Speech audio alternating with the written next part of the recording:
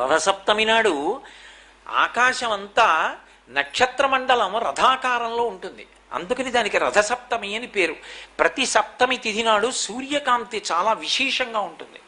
అటువంటి సప్తమి తిథి నాడు రథసప్తమి వచ్చినప్పుడు ఆ జిల్లేడాకులు రేగుపళ్ళు తల మీద పెట్టుకుని నమస్కారం చేసి సూర్యుడికి స్నానం చేస్తారు. ఎందుకు అంటే సూర్యబింబంలో ఉండేటటువంటి ప్రాణశక్తిని పుచ్చుకుని జిల్లేడాకు ఇక్కడ ఉండేటటువంటి గోరువెచ్చటి ఆ బ్రహ్మస్థానము నుండి ఆ లోపలికి ప్రసారం చేస్తుంది. దానివల్ల ఎదర వచ్చేటటువంటి విశేషమైనటువంటి వేడిని తట్టుకోవడానికి కావలసిన శక్తి వస్తుంది.